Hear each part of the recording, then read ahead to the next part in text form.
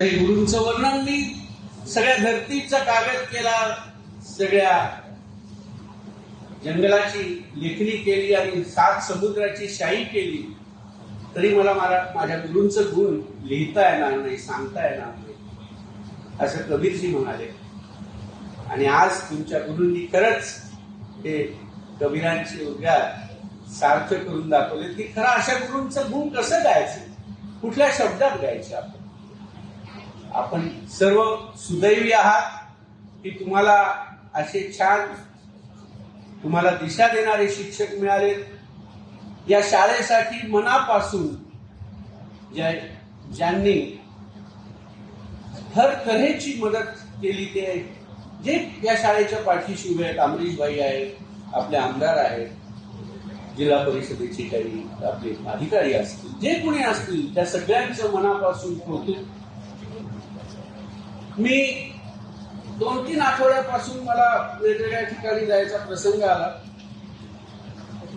आणि काही गोष्टींचा उल्लेख केला मी काही ठिकाणी. थोडक्यात मला जाणवणारा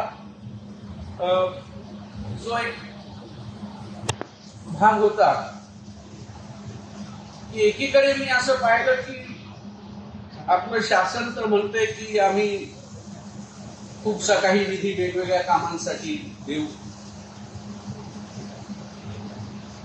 कुंभमेळ्यासाठी 32,000 उपमुख्यमंत्री म्हणाले, मुख्यमंत्री म्हणाले 34,000 कोटी देऊ. नंतर कुठेतरी बातमी वाचली की एका कॉरिडॉरसाठी आम्ही 11,000 कोटी रुपये खर्च करू.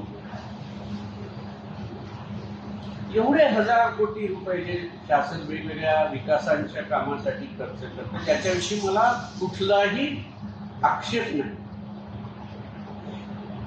पण जर ह्या हजारो कोटीच्या रकमेची जर साधन तरतूद करत असेल,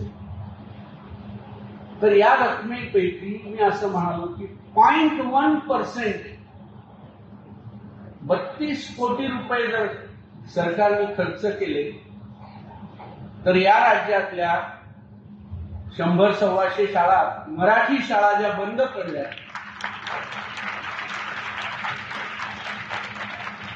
त्या बंद पडल्या.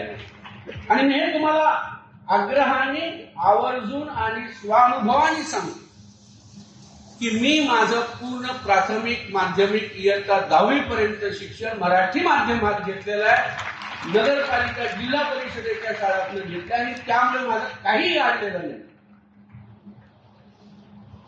किंबहुना मराठी भाषेतनं शिकल्यामुळे मी अधिक, ज्याला एका अर्थाने म्हणेन की मला मराठी भाषेने दुसऱ्यांकडे पाहण्याची एक उदार मताची दृष्टी दिली.